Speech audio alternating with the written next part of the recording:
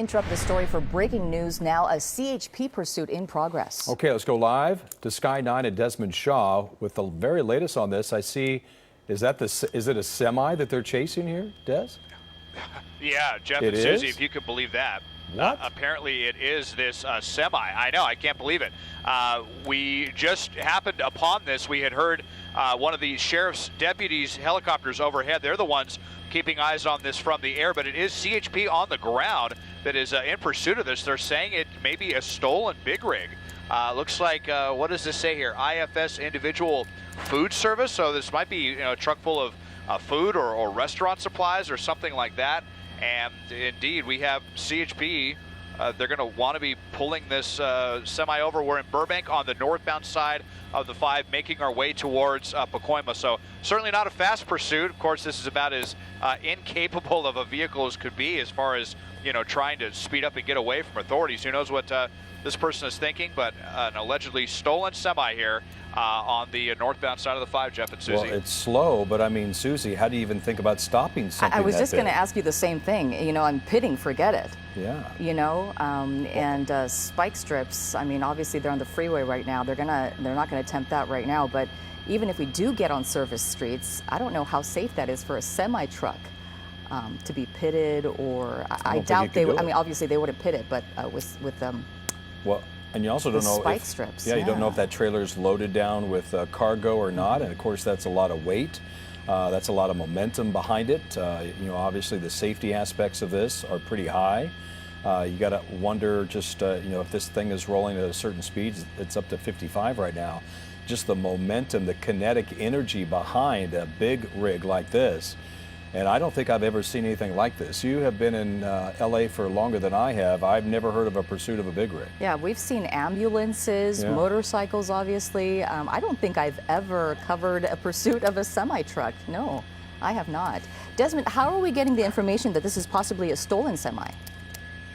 It was actually the sheriff's deputy's helicopter overhead that told us, and apparently this started with CHP in the East LA area. That's just coming from our assignment desk right now. So if this was a semi that was reported stolen, it's, boy, just of all the things to steal, I mean, well, here we are in this, the supply crunch, the supply chain we hear about. Maybe someone's thinking that this container and this ship might be awfully valuable, something that they could sell on the black market, who knows? But yeah, I think this is my first semi-pursuit as well, Jeff and Susie. We've seen ambulances, we've seen a lot of U-Hauls. All various sizes of U-Hauls are an unusually popular thing to steal, but first time we've seen a full-size semi, and let's just hope that obviously this person comes to their senses at some point, but that they don't try any crazy maneuvers and jackknife this thing or heaven forbid flip it over somewhere on the freeway. Well, and you also have to think that this is not just any driver behind the wheel. I mean, Susie, these are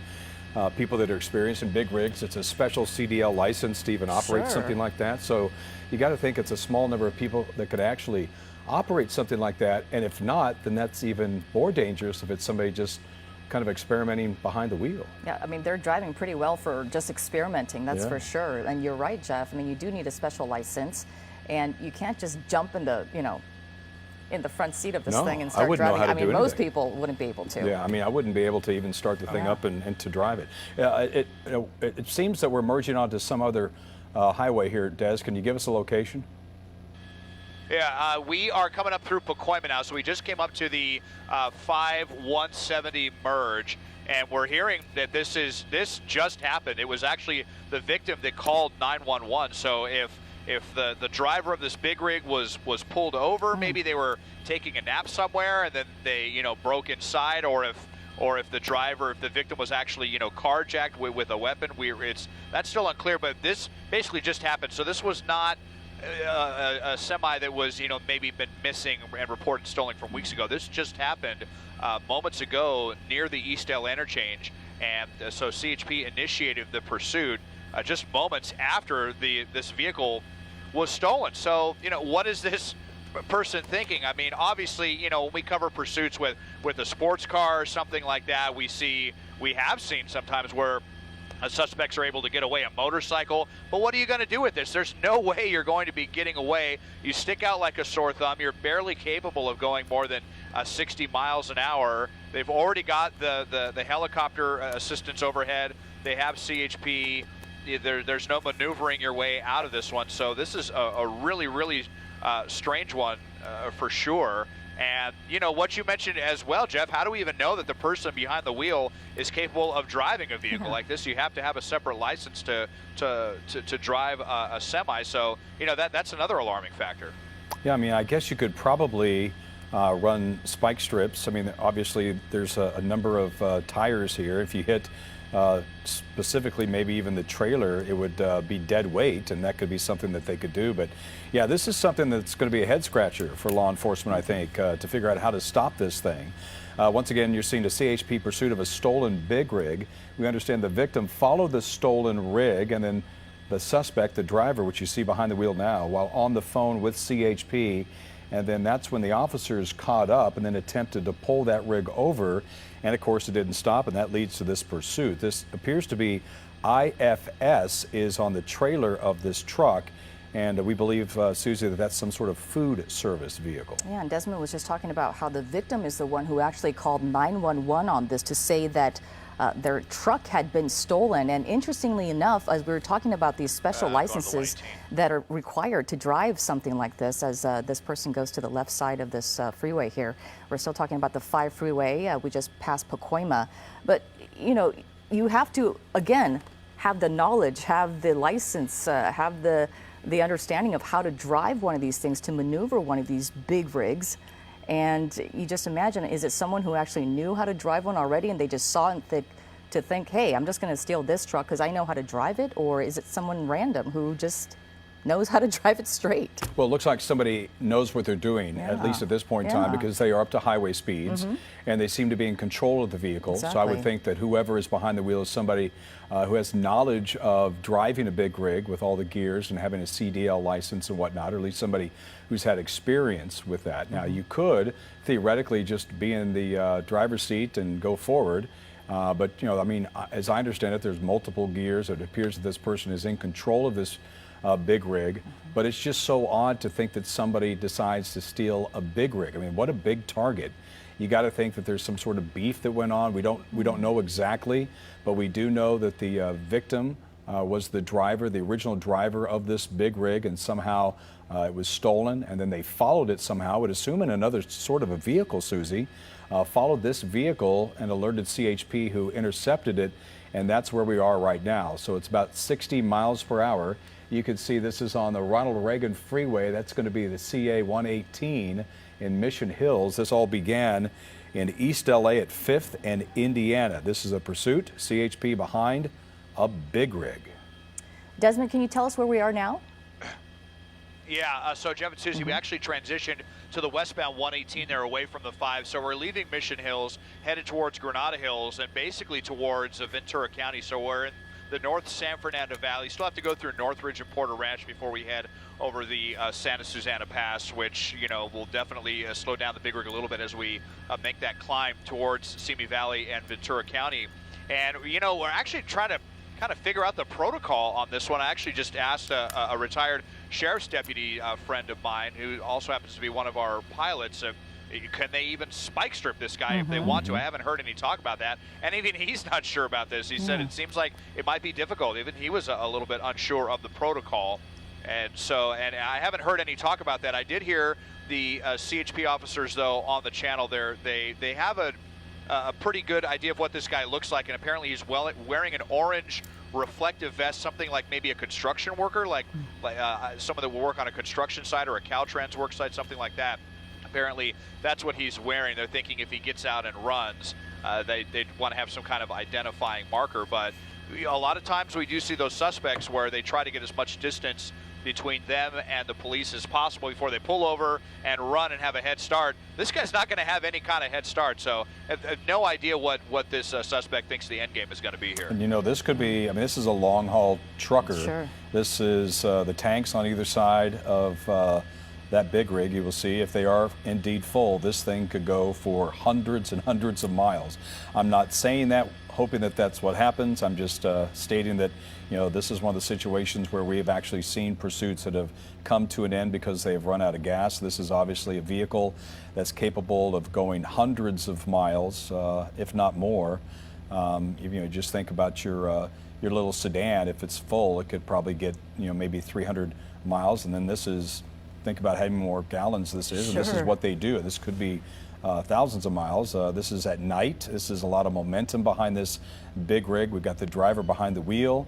Obviously, Susie, it looks like they're not erratic driving, which is good. I mean, something that big, if they were maybe driving aggressively, there's danger to other people, but so far the streets have been somewhat clear, and we haven't seen any sort of aggressive behavior by the driver, and that's a real danger. As anybody else except for other big rigs, just think about a collision or this guy trying to make one maneuver to get out of the situation and all these smaller cars around. Sure, it's true.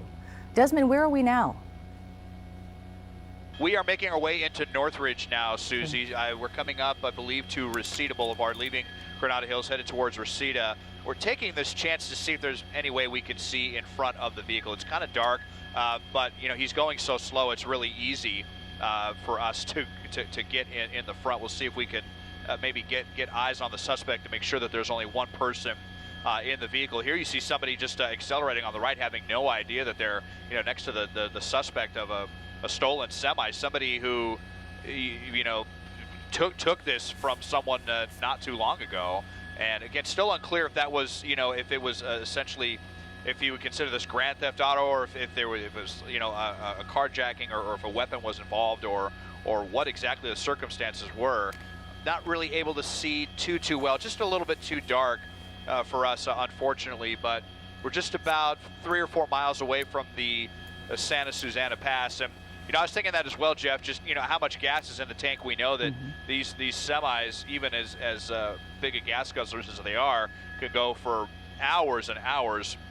So that's going to be another factor as far as how far this pursuit goes. Yeah, you just wonder. This is an 18-wheeler, and that's a situation where you have 18 wheels that need to go over spike strips. Now that's a better opportunity, I guess, when you take a look at if they were able to do that. But they don't often do that on the highway because of the danger. You don't want to stop something of that size and that momentum. They got to get in position to do that. They got to get well ahead of this truck. Obviously, they got to know, kind of guesstimate where they're going to end up if they don't transition to any other freeways, and then also they got to set up so that this driver doesn't see them. Also, and so they usually there's don't so many different things that they have to take care of they first. They usually don't do that on highways anyway because it's too dangerous with highway speeds. Boy, this is something, if you're just tuning in, this is what we're dealing with. This is interesting. You might be shaking your head going, what's going on? Is this some sort of escort of police of this semi? But no, this is a pursuit of a big rig driver. This all began at 5th and Indiana in East LA. Well, now we are in the Northridge area on the California 118 in Porter Ranch now. And as we understand it, the driver, the original driver of this big rig, lost control of the vehicle somehow. This was a victim. We don't know exactly how they were able to steal it, but somebody hopped in and stole this 18-wheeler. And the victim, if you will, followed the 18-wheeler and followed the big rig and called CHP until they were able to intercept it, and that's where we are now. And this started about 15-20 minutes ago. Yeah, and apparently they got a pretty good look at the suspect, at the driver here. He's wearing an orange reflective vest, like some sort of perhaps construction vest. We don't know if he was maybe on the job somewhere and was wearing that, or maybe he wore that to, I don't know, to attract attention. We don't know. But at this point, we know that this person knows how to drive this truck.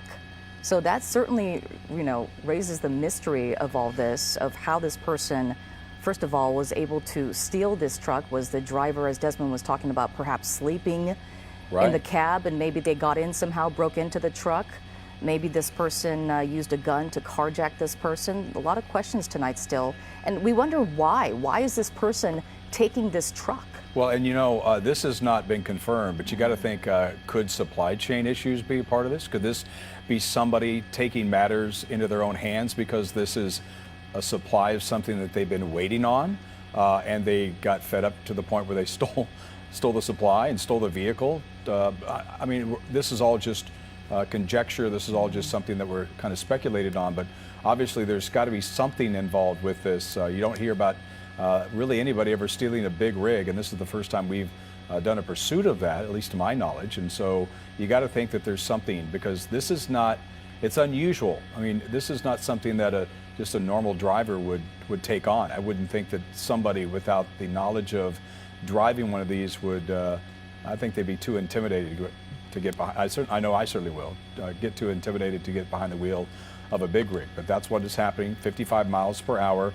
And we see this stolen big rig. Let's go back up to Desmond Shaw and Sky 9. So Des, just putting along, it doesn't appear to be any sort of traffic in the area, which is thankfully so.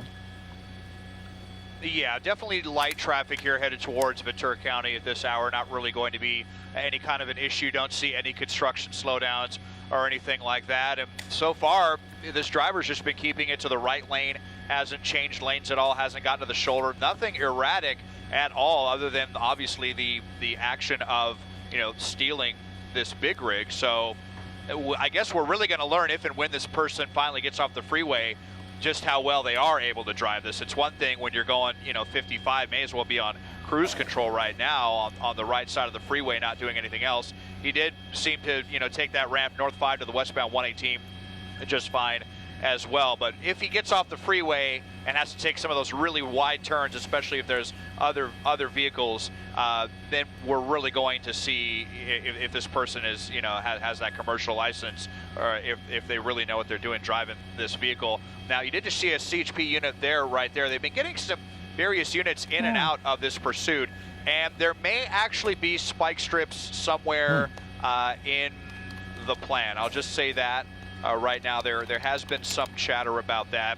It really may be the only way to stop this vehicle, you know, other than waiting for it to run out of gas, and who knows how long that could take. That could take us, you know, all the way up to the Central Coast, or you know, if this person, you know, had topped off the gas tank before this vehicle was stolen. Sure, and that of course depends on, you know, how much gas again and how far this truck can actually go. A CHP official who is actually not a part of this chase telling me right now that pit maneuver, of course, out of the question, and probably okay to spike strip as long as a supervisor actually approves it. So that is interesting. Other than that, they say that they will just wait until this truck runs out of fuel. So this is a truck with IFS Food Service on the side. We do not know the reason why this big rig was stolen. We just know that it's part of a pursuit right now. There's a lot of talk about maybe this is related to the supply chain. We do not know that. We haven't confirmed that. We're sitting here just kind of guessing as to why this might have even happened. It could have been something as simple as just somebody wanting to steal something. That certainly could be the case. But this is a very odd pursuit. We don't see this very often. This is a big rig driver that is being pursued by CHP. It began at 5th and Indiana in East LA.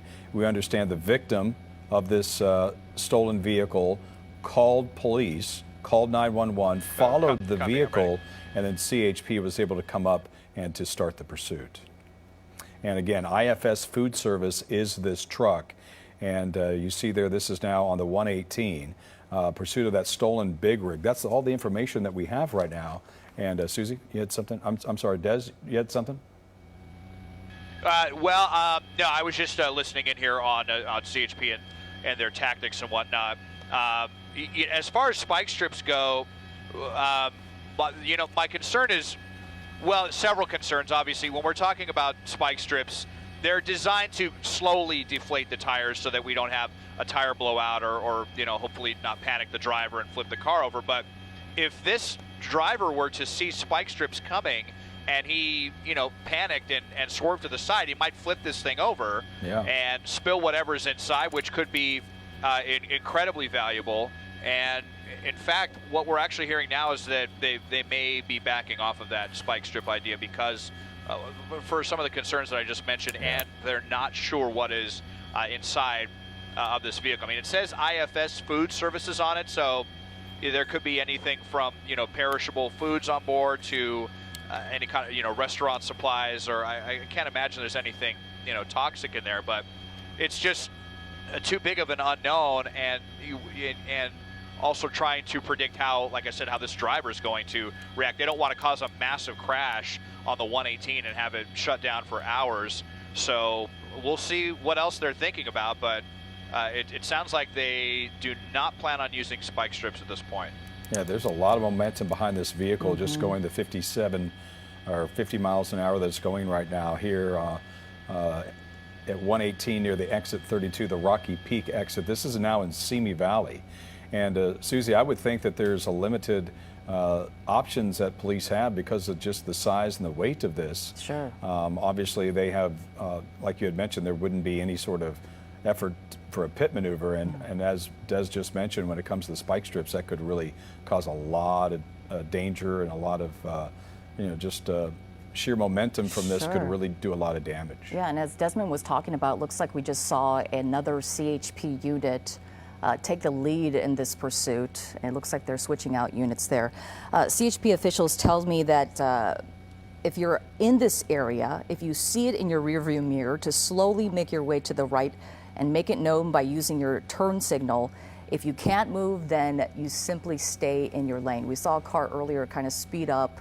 I don't know how they got past those CHP officials, to be honest, but on the right-hand side, you saw a car just speeding up and going past this pursuit.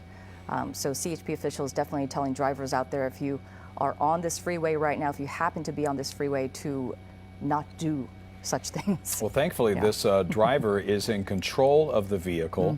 He probably has experience of driving these big rigs because there has been no aggressive or, really anything that shows, nothing that shows that they don't know what they're doing, at least at this point in time. Obviously, so it looks like this person is in control of the vehicle. They're doing highway speeds. There hasn't been any movement, erratic behavior from the driver, from lane changes or anything like that. And this is a lot of real estate, Susie. I mean, this is not something that you could, just turn off the highway, get on a side street, and then bail out. I mean, this is going to have to be probably on the highway. If they do tend to get off, they got to make sure it's the right type of exit, or they could jackknife. I mean, there's just a lot of issues. They just need to stay straight. As you take a look at that CHP unit, kind of parallel there, maybe going up to kind of see what's going on. If you're just joining us here on KCAL 9 News today, just before the 9 o'clock hour here on KCAL 9 News, this is a CHP pursuit of a stolen semi-truck. We all started this in the East LA interchange, and it drove up the Burbank, 5 North in the Burbank area. And Okay, this is KCAL 9 News at 8 o'clock. We're going to transition over to Juan Fernandez and Pat Harvey on KCAL 9 News at 9 o'clock as they pick up this breaking news story of a CHP in pursuit of a stolen big rig.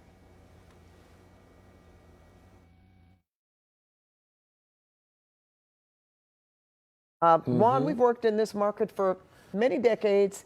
We've seen a lot of things, but don't remember seeing a stolen big rig in pursuit right now, or being pursued right now. The good thing is, Susie and Jeff mentioned that it is driving at the speed limit, but this is a huge truck, and we know it was apparently stolen because the victim called police and let them know this, and even followed the victim while talking to the CHP. That the truck was stolen. Indeed, and when they tried to obviously pull this big rig over, that is when this pursuit began. And we've been watching this pursuit unfold for the last half hour or so, and this is exactly what we're watching. As Pat was mentioning, speeds of anywhere from 55 to 60 miles an hour on the freeway. No erratic behavior right there. You can see the blue and red lights reflecting there off the side of the road there. This driver obviously does not want to stop, and as far as we know, Pat, the thought of using spike strips right now, that's off the table as this continues to move. Go ahead, yes? No, I was going to say, Desmond is overhead, of course, in Sky 9, and he had some updated information that they were backing off the possible use of spike strips. Is that right, Des? Yeah, Pat and Juan, that's right. Just when you thought you've seen everything as far as the pursuits go, here we are with this semi-pursuit. And that's right. So we were thinking, how are they going to stop this other than waiting for this person to run out of gas, which could literally take hundreds of miles, depending on how full the gas tank is, since these things are designed really for the long hauls.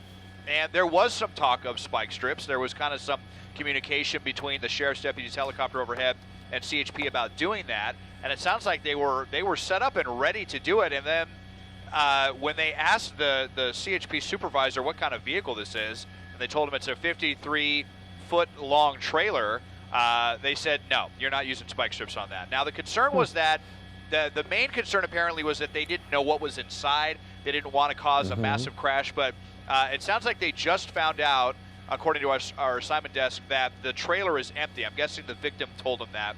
Again, this happened back in near the East LA interchange off of the 5.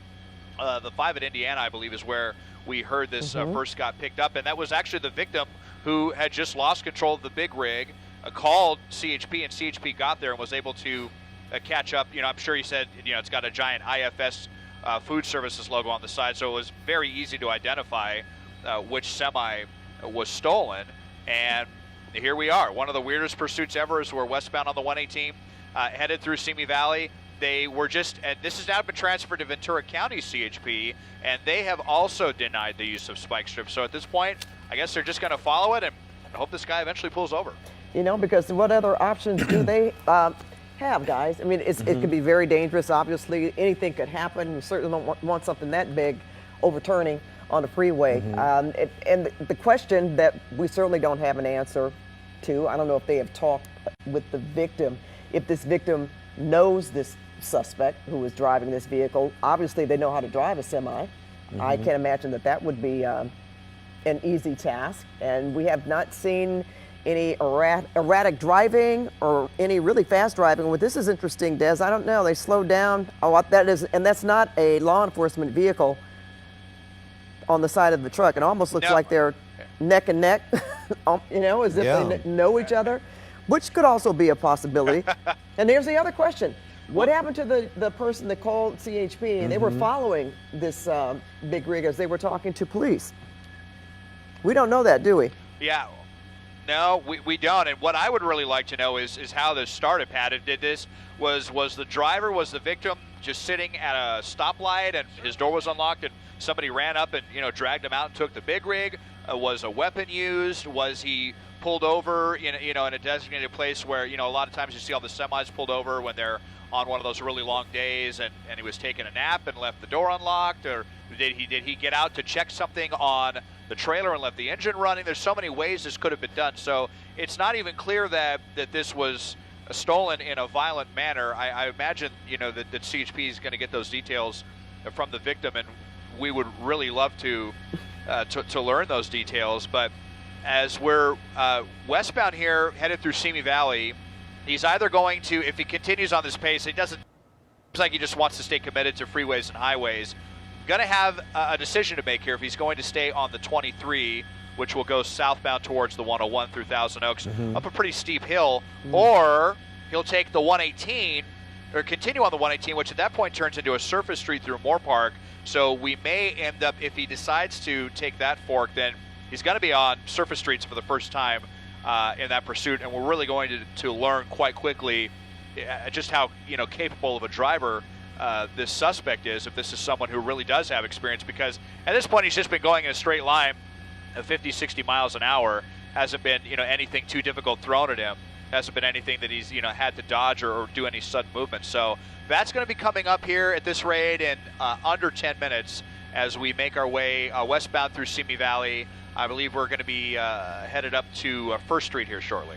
And something very interesting I heard also, Desmond, when this first broke out, was that the guy who stole this big rig was actually wearing some sort of reflective vest or some sort of work vest, which most likely, was this truck targeted? Was this guy looking for it? He clearly knows how to drive something like this. I know I couldn't just jump into the cab of this truck and suddenly start driving. And as Des is mentioning there, Pat, soon, in just a few miles, the 118 will actually turn into surface streets there. And with the size and the volume of this truck, it's going to be real dangerous. I mean, you just don't turn these things on a dime. It could be very dangerous. Oh, there's no question about that. And let's think about who wears reflective vests. Workers. A lot of workers that are working on the freeway. So that's very interesting. And if this is true, I don't know exactly if this adds anything or not, but this IFS Food Services, I believe they're out of Bell. I believe Okay. they're headquartered in Bell, California, and obviously they would have probably offices all over.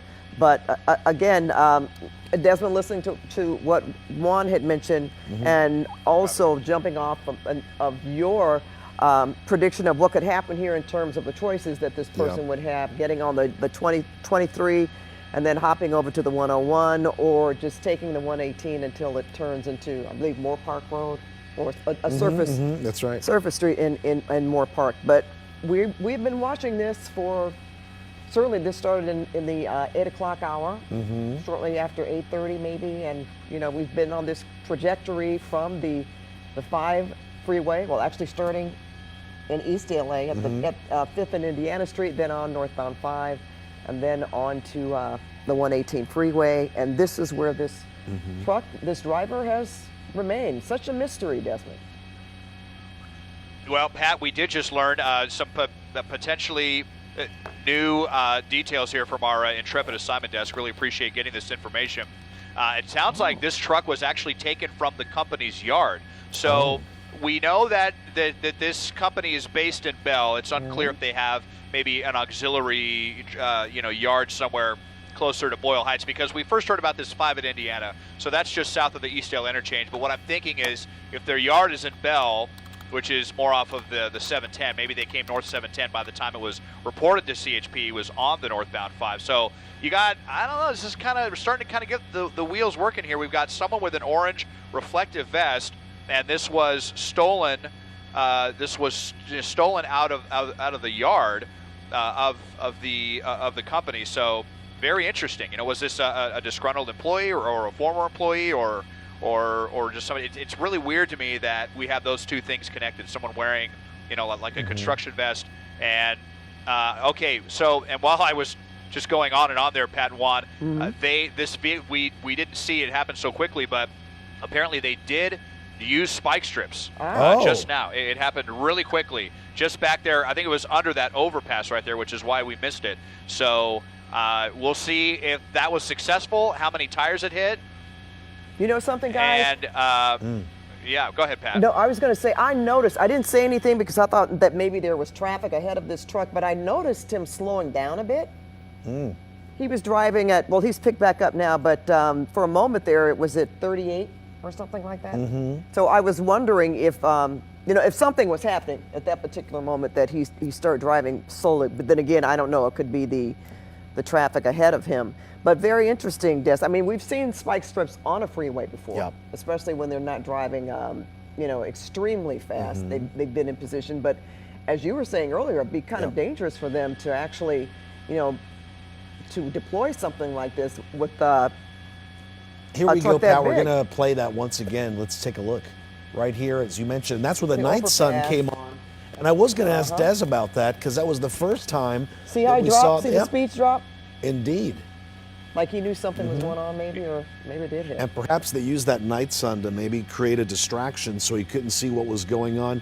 And I'm also curious, these spike strips, Pat, they're for heavy. our type of vehicles, right? The regular cars. Yeah. Oh, look at that. Will they do Look at any that. damage to tires? Oh, something is this going on truck? here. What was that, What did Desmond? you see, Des? Yeah, Pat. So I was just about to tell you that it was successful. They hit the driver's side front tire. Look at that. There goes the tire right there. Wow. So rolling right off the freeway. That's not something you see too often. So this guy does not have a driver's side tire. How much longer can he keep this up? It's one thing when we're talking about, a passenger vehicle here that's not carrying a lot of weight. And even though this trailer is empty, this is still a lot of weight that we're talking about. And you can see he is beginning to slow down a little bit. Be really curious to see how long a semi can hold out without one of the front tires here. But that was a successful spike strip, and they did do it because they were able to learn from the company that this truck was empty. If it was full, they probably would not have done that. But since the trailer was empty, they decided, let's do this. Let's not let this go on potentially for 500 miles. So now it's going to be up to the driver to see how much farther he wants to take it. And as we make our way towards Moore Park, it's going to have that decision shortly here on the westbound 118 to either continue into Moore Park or southbound 23 towards Thousand Oaks, now on only, with one less tire. Well, that answers my question, Pat. The spike strips work on these type of tires, right? And Ron, when we showed that scene of, we did a replay of when they were on the overpass and they threw that spike strip out there. If you look closely to the bottom of your screen, if we show that again, you can actually see an officer out there on the freeway. And Here it is right there. once Look again. at the bottom of your screen, right there. See? Sort of to the left. Oh, yes. Right on the other side of the center divider, right? Exactly. And apparently it was successful. And you know what guys, what we're hoping is that this person pulls over, because there's the other thing. We don't want, for this truck is obviously damaged, but we certainly wouldn't want to see it, fall over. I've seen that before. A semi overturned on the could freeway. easily tip That over. We is saw a one last mess. week, right? In Yeah. the neighborhood, tip over. That's a big mess and so difficult to move. So Which Desmond- may be the case here anyway, right, Desmond, Juan? I mean, if the truck can't, move on itself, of course, Right. maybe they would tow it. Does it look like it's pulling towards the right side there, Desmond? Des, you there? Desmond is probably getting. Sorry about that. No, that's I got right. you You get now. some information. Yeah. So no, now he's over in the right lane. He's kind of going between the left and the right lane, and just wondering how well he's going to be able to control this thing. You can see smoke now coming from underneath. A couple of sparks now beginning to flicker as well, as this truck is on the rim. At least one of those tires, it has been lost. It's on the driver's side. We know that the tires in the back are those kind of dually tires, but in the front, I think they're just big, beefy single tires. But he's coming on the bridge now on the westbound 118, and he's going to be making that decision shortly. I'm just really curious. He's making his way towards the right. Is that the exit I think that was going to take him? Yeah, that was going to be Los Angeles Avenue. That would have taken him into Mork Park. So now he is committed to the southbound 23, which is going to be pretty steep as well. So that just might be what it takes for this big rig to give up, considering it no longer has any tire tread there on the front tire as he goes up that steep hill.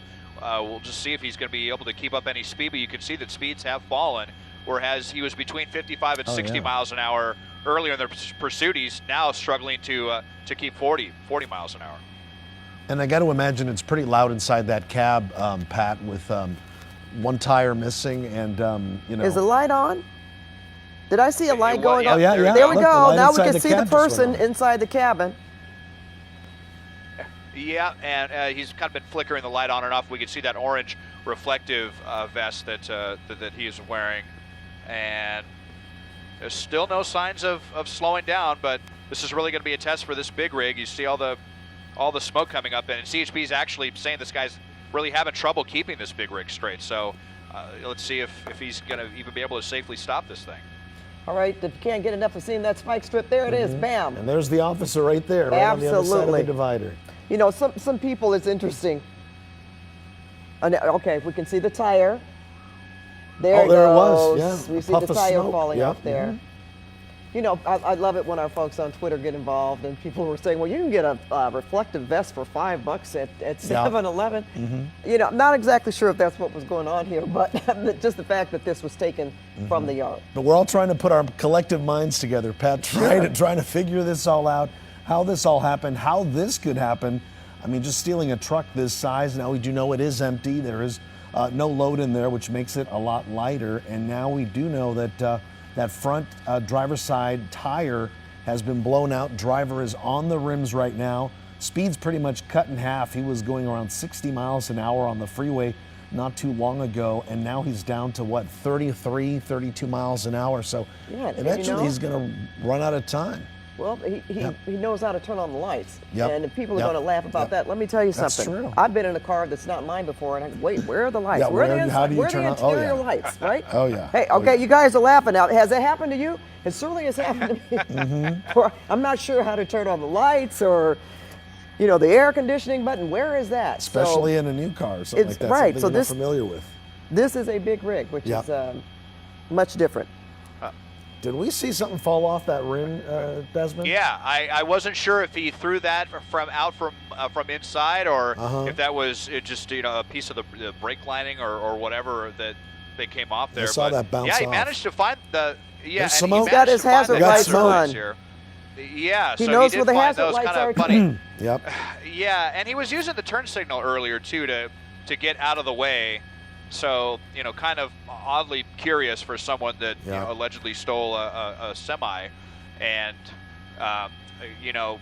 we have this shortage of truck drivers, shortage of containers, and now we're going to be short one more truck out there after they take this container in for evidence when this pursuit finally does end, and try to repair the rims and the brakes on this poor semi.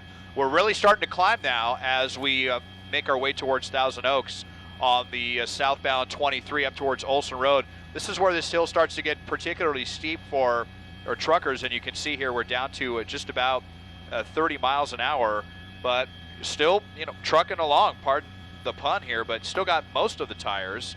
But you would think the front driver's side tire would be particularly important, but it continues here as we are now making our way into Thousand Oaks. Yeah, I think that's the thing with the dualies, right? Those Right. those rear tires really they can go for much longer.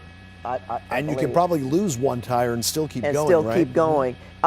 It would be interesting too, guys, to find out what happened with that rim when it fell off. I mean, that could have. I would imagine it didn't hit a vehicle, but there was always that possibility. And just the damage it could cause to the Yes. freeway as well. Absolutely. All right, so Desmond, we're looking at they're at exit 17, but still no indication as to the direction that this driver could go. Just Well, the run it out? 23 is going to is basically going to end at the 101. So then he's either going to go south 101 back towards the San Fernando Valley in LA County, or northbound towards Ventura County. Or rather, towards Ventura proper, I should say, the Oxnard Basin, up towards that way. And that's actually where I'm from. I can tell you we're definitely unaccustomed to police pursuits up in that section of Southern California, let alone with a big rig semi. So. This is kind of a refresher course for Ventura County CHP, who doesn't get a lot of pursuits on any given week, and now we've got one of the weirdest ones ever. Now I'm actually listening to them alerting. They want to alert the Caltrans workers out there. You can see those cones on the right-hand shoulder. They're doing some work out here, so there's definitely a safety concern for workers on the right-hand side of the road. I'm hearing them talk to the dispatchers. They want to get a warning out to these workers in the area in Thousand Oaks. There's a truck right there. It's going right by them right now. Yeah, that could certainly cause for some precarious situation there. I notice he is driving even Slow, a little almost slower. right? Yeah, just a little slower. How long does these lane closures continue there? How much longer, Desmond? Oh, that was it. I'm trying to look up to the front. Yeah, I think it's getting ready to end right up here. I'm looking up ahead, maybe about a quarter mile ahead. I don't see any flashing lights or orange cones, so it looks like they're working in the right lane there.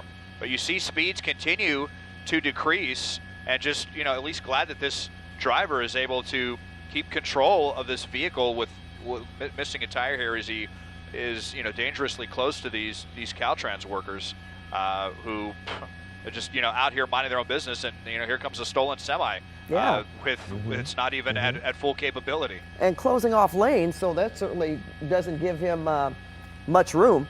And again, that's some precision driving there.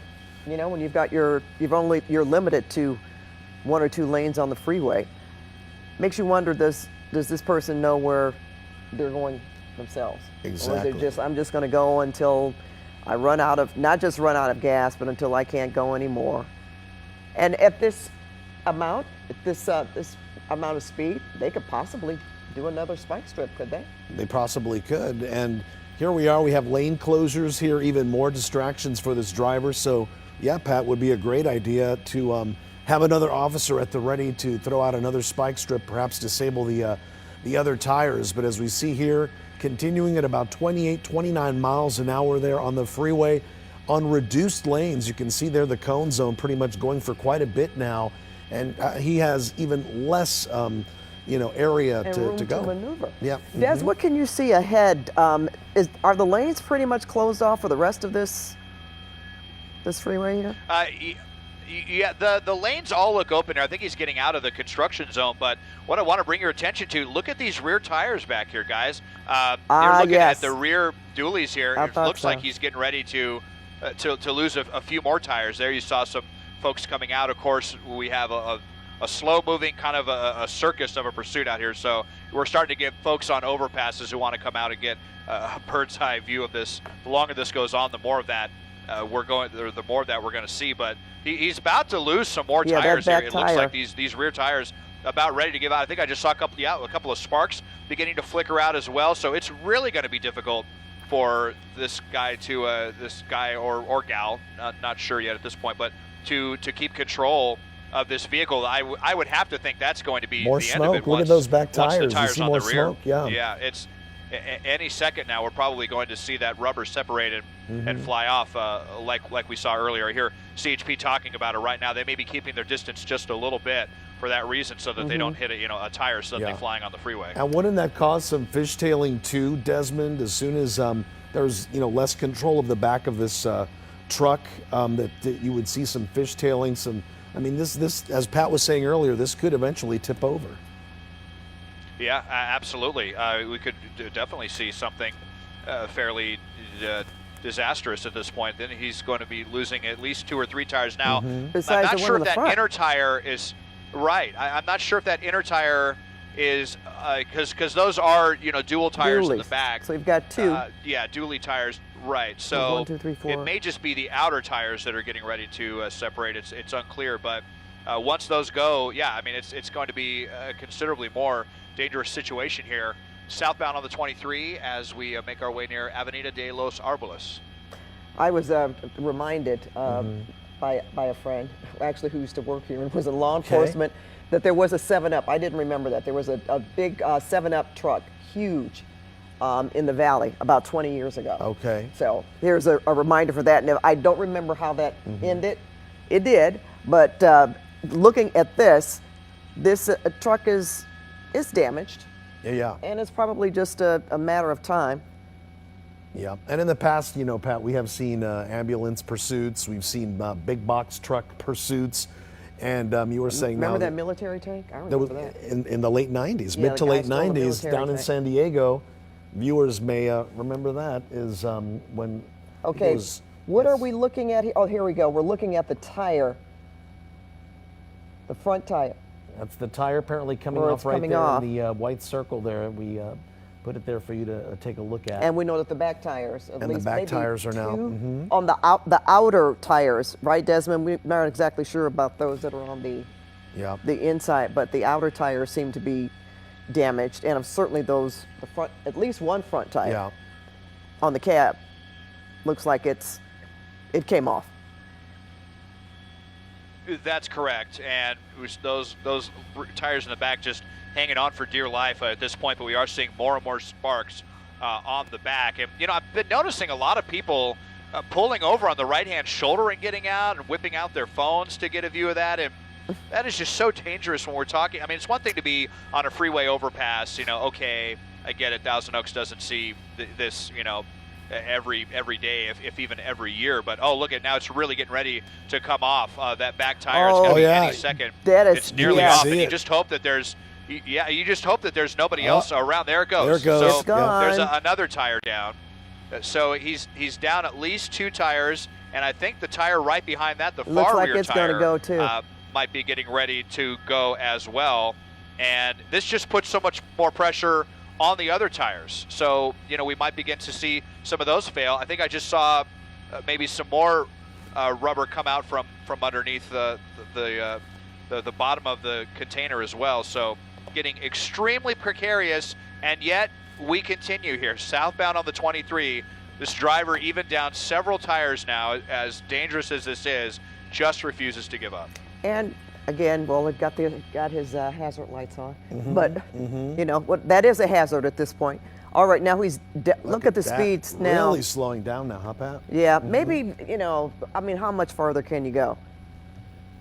before the truck is just completely incapacitated.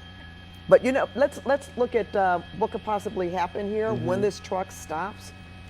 If he doesn't get out right away with his hands up, officers certainly are going to wait, I would think, Desmond, Sure. before they approach this vehicle as big as it is.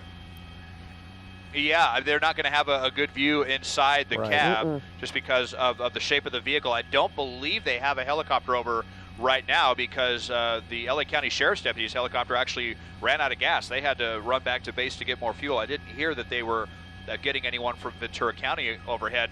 Now, this is going to be especially dangerous because we're coming to that split in the road as we're southbound on the 23. He's either going to go right to the northbound 101 and then down the Conejo grade, or he's going to go left and head through the east end of Thousand Oaks and towards Westlake, Agoura Hills. But he's going to be taking a fairly significant turn either way on this this big rig with several less tires. So I'm kind of cringing to see how he's going to handle this. And we're hoping that he does stop before he has to make that decision, because basically right now this long straightaway of road, whether the 118 or the 23, this is what's allowed this pursuit to go on, because he really hasn't had to make any turns, really just a few lane changes. Look at that, Pat. Did you see that? Yes, I did. Yep. That was something on the front Towards cab, the front, right? yeah.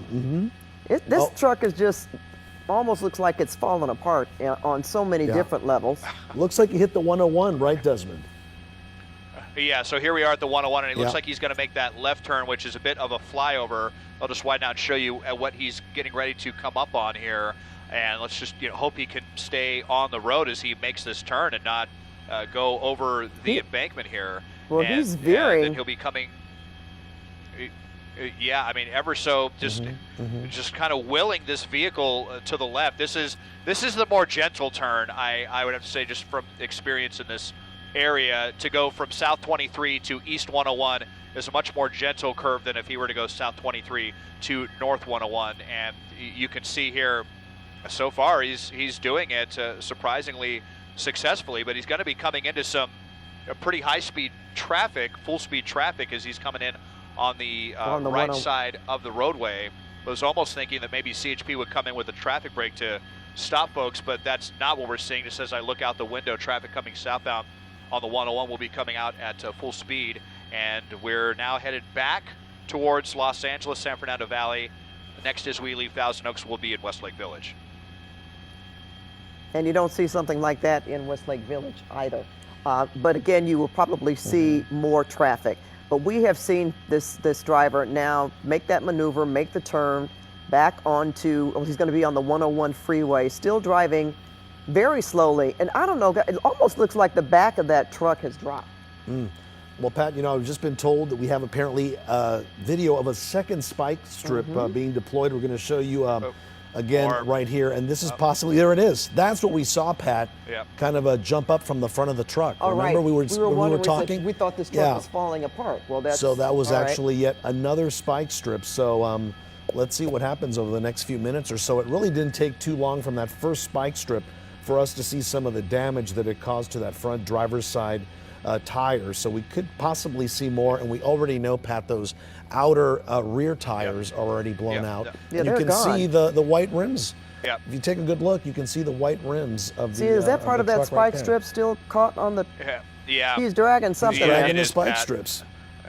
Yep, so I think they did maybe, again, earlier initiate another spike strip there that we didn't see. And, kudos for CHP. They're almost like able to camouflage themselves when they're along the right side and then just kind of jump out and take care of this. And we just have to hope that when this big rig does come to a stop, that it stops upright, and that, this car doesn't, or this driver doesn't try to do anything rash and turn the vehicle and flip it over. And this, maybe will be an example of really good protocol for stopping semi pursuits in the future. But still going along, he's down at least 3 tires, all of them on the left side, the outer tires on the dual set on the rear, and then that front driver's side tire, which he lost a long time ago. And I can't believe this guy. It looks like he's actually going faster somehow, despite having less rubber on the road.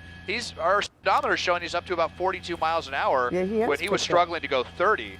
and I mean we're kind of more on level surface now. So yeah, this it continues. We've got part of the spike strip flailing there out in front of the cab, and sparks flying all over the place. A lot of smoke starting to kick up as well. But still, even with got the hazard lights on, but keeping it to the right, and no signs of giving this one up. We're talking about, but you wonder what the determination is. I mean, after all of that, there's Because we know how these things end, right? yes. The determination, because it's going to end, Yeah. and you're probably going to have to stop on your Look, own. See that? Look at that. Now, that's something else. That was another tire. I just think more of that Yeah. truck is falling off. Yeah. Yeah. Now, so I just wanted to get to the other side of this really briefly to see if all of these tires are intact. So now we're on the passenger side, and it looks like all those tires are pretty well intact. So we'll go back to the driver's side and keep an eye on all the sparks flying out. But I just wanted to come and see what the situation was on. Oh, no, you know what? No, look at that. I'm pretty sure he lost the passenger side as well. So he has no tires at all in the front. This is amazing to watch a big rig as heavy as these big rigs are. No tires on the front of this thing. He's got, he's down several tires on the back. I just cannot believe that this truck is continuing to get along. And when I was staring at that passenger side tire, Desmond, and you were showing it, it almost looked like it wasn't moving. So my guess is he's probably just dragging this rim down the freeway. I would expect to see more sparks if he did, but obviously not. And there was that second spike strip once again showing you there on the right side of your screen. When we saw that happen live, we thought it was actually more of the truck falling apart, but it was yet a second spike strip that they deployed. And as you see here, the big rig here continues on the southbound 101 freeway, still in Thousand Oaks. Yeah, he's at Lindero Canyon Road, and that can be there are quite a few businesses on Lindero Canyon Road. And you know what? Someone else has put up this question, Desmond, for you, in terms of if something happens, like these tires, if they really spark. Right. You've got a lot of brush on the sides of the freeway. There'll possibly be a fire. That's another thing. Should fire department be called out? I would imagine that they're paying close attention, or they have been alerted. Because that is a possibility. That is an excellent attention to detail. Well, right? Gosh, I hadn't even thought about that, and I haven't heard CHP talking about anything like that, but we know that some very serious brush fires have been started that way. I'm thinking of one in particular in Canyon Country that started that grew to at least 500 acres, and it was because of a chain that was dragging off of the back of a truck. So, fortunately we don't have the Santa Ana wind conditions right now. We had the rain last week, and all the sparks we've been seeing have been coming out of the driver's side. I haven't heard any talk about anything like that, but I imagine that CHP will be keeping an eye. I'll just widen out and show you. So we got a lot of units back here, and that unit in the back would have a pretty good visual if he saw a spark basically start a little fire on the right side of the freeway. We're not going to be in any super brushy areas until we get into Agoura Hills, Calabasas, I should say. When we get around Las Virgenes and we climb that hill back towards the San Fernando Valley, that's where you have a lot of pretty tinder dry brush on the right-hand shoulder. Right. So, but fortunately the sparks are kind of flying onto the freeway to the left. So far anyway, not to the right, although he is missing that tire on the front passenger side. So, but excellent attention to detail there for sure. All right. Well, again, we see the light on the inside of the cab. This is going to be, I'm just going to take a step further. This is going to be an interesting interview when they finally catch this person. Exactly. Or get him into custody. Like, what were you doing? Why did you do it? Right. Why did you take it in the first place? And why continue to drive with all of these obstacles against you? More importantly, you're missing tires. And a vehicle this big, Pat, it's not like you can just kind of hide in traffic. This is something so high profile. A company and a driver who already reported it stolen. So they're coming after you already. So you really weren't going to get too far. I think we already addressed the situation, whether or not this had anything to do with the situation at our ports. Most likely it isn't. This company, IFS Foods, is out in the city of Bell, so most likely transporting food. I think I checked online. They've been in business for about 90 years here in the Southland, so a well-known company when it comes to food transport. And here we have one of their trucks, Pat, now disabled, but continuing to go down the 101. And if I'm not mistaken, Yep. I think I heard that the truck, they did determine that the truck was empty, Empty, right. that there was no cargo on the truck, which is a good thing.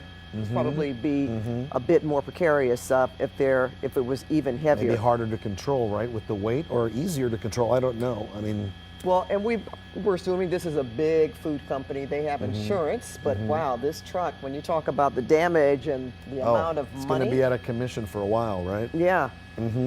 All right, Desmond, so we are now at Reyes Adobe Road in Agoura Hills, and yeah, he's going to make his way unless he stops before then, too. As you had mentioned, Las Virgenes Road, Mulholland. Oh, yep. Uh-huh. Oh, sorry. go I just ahead. saw something in the roadway. I thought it was I maybe saw it something in the too, road. yeah. I think it was just I think it was just a Some tar piece of or asphalt something, that yeah. had been Asphalt. that Well, had, look at had that been, overpass. Paved back over. So, oh yeah, tons. People stop. There's folks out here and over every overpass now. This has really turned into a circus out here. But so we're back into LA County, and it's now CHP West Valley that has taken this back over. They still don't have a helicopter overhead.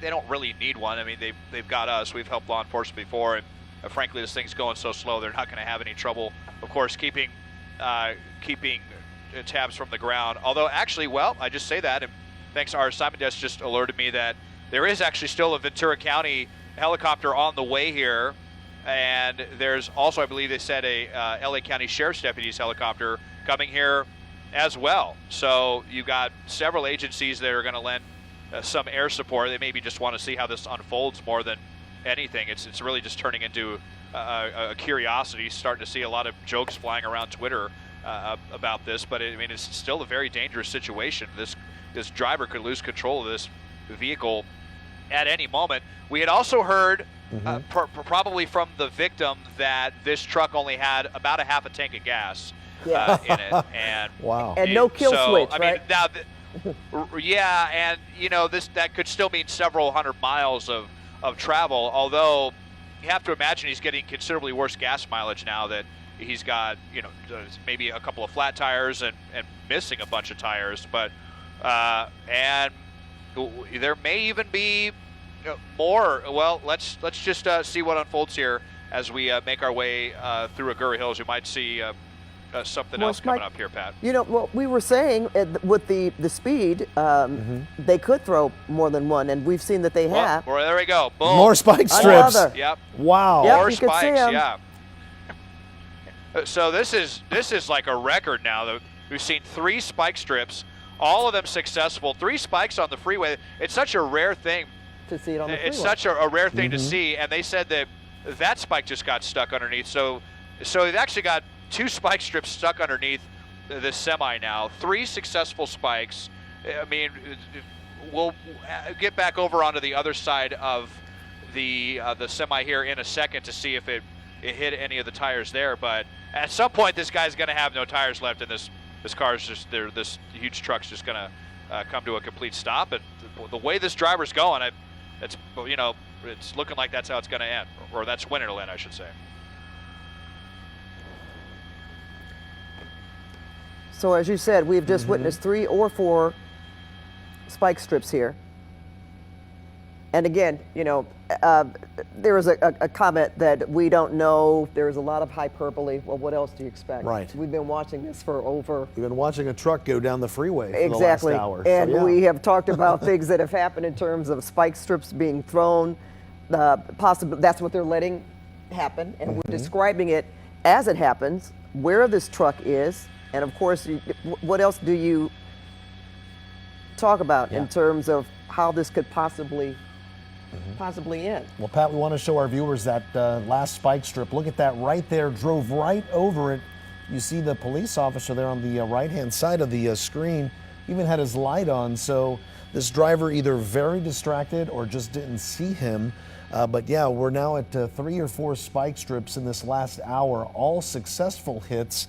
And as Desmond was telling us, most likely he's dragging the last couple of spike strips underneath this big rig here, damaging several of the tires. And even with a half a tank of gas, it's amazing that this pursuit still continues 1 hour later. Again, with a truck this big, what is a half a tank of gas compared to a regular car? Could be quite a big amount of gas here, but still speeds into the 30s right here, not going very fast. And right now, Pat, just looks like he's just hugging that right lane, not making, again, no erratic movement. And we've seen officers, what Yep. they've done. They've been following this vehicle. They've been throwing down spike strips. And honestly, I would say, Des, they're just going to let this go until this person Until it's stops. over, yeah. Until it's over. So we're trying to do the best we can Pete. in informing the public about what Yeah. we're Let's get looking over at, to the. what we're seeing. Go ahead, Desmond. Well, we're going to get back over to the driver's side. We just wanted to check the passenger tires there and see what was happening. I saw a couple of sparks flickering from kind of the front tires from the container, if those are going to be the next to go. But I'm pretty sure he's lost one set of duals, because we saw some other big chunks of tire fly off of this truck back when he first got on the 101. There you can see that one spike strip. That, I believe, was the second spike strip that is just been dangling from the front of the cab. The last spike strip actually got lodged underneath as well, although it did dislodge itself. And so the unit far in the back there, they were able to stop traffic and get that out of the roadway. So it's a really huge coordinated effort here with CHP. This is, tied up a ton of resources now from Boyle Heights all the way into Thousand Oaks, several jurisdictions, several helicopters. LA County Sheriff's deputies are about to get their helicopter back overhead. Ventura County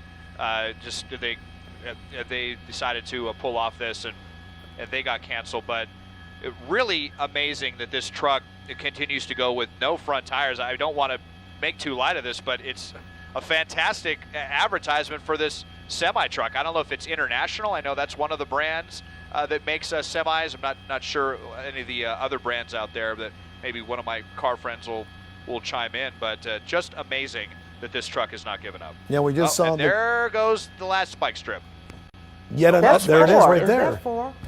I would say Yeah. 4 or 5 now, right, Pat? No, that was I think the one that was lodged underneath the Oh, cab I and see. It finally fell out. dislodged itself and fell out into the roadway there. So I think we've seen 3 total spike strips here, which have taken out a minimum of 4 tires, possibly 5 or 6 tires. It's almost looking like might lose one of these rims on the back of the container here any minute. It sure does, Desmond. And we saw him turn the cab light on for just a second. Kind of wondering what he's doing that for, whether he's talking to somebody who may know that he's behind the wheel of this big rig, and what exactly his plan is here. Looking a bit ahead of the pursuit, Desmond, do you see any heavier traffic starting to build, anything like that he may be driving himself into, or has CHP gotten ahead and kind of cleared the way? Yeah, I've been noticing CHP along a lot of the on-ramps if they've been holding back traffic. There's very, very little traffic ahead of me, and Well, they're you're past the not Lost seeing Hills any. Sheriff Station. Oh, yeah. Yep, and climbing this other steep hill now as we make our way up towards the San Fernando Valley. So we're coming up to that area though with the dry brush, with those questions that we were mentioning earlier. Unfortunately, he's not on that far right lane, but this is an area actually not too far from where the Woolsey fire raged several years ago. And can this truck take another hill with even fewer tires than it had when it was southbound on the 23? You'd have to think that maybe this truck would just overheat or something at this point. How much longer can this truck continue to go on? I think we've covered at least 60. I'm thinking about 60 or 70 miles now as we loop back towards the city of Los Angeles. Yeah, if you consider that this started in Bell. They took it from the headquarters of this food service company in Bell. Now he's passing Las Virgenes Road, and he's going to be coming up on Mulholland. That's going to be the next exit. Well, Parkway Calabasas, And Mulholland. look, Pat, a little more smoke coming off that tire. You see that? The front rim. I saw some smoke there. Well, no rhyme or reason here. Again, we were just watching this unfold, and CHP really has done a masterful job of throwing down these spike strips.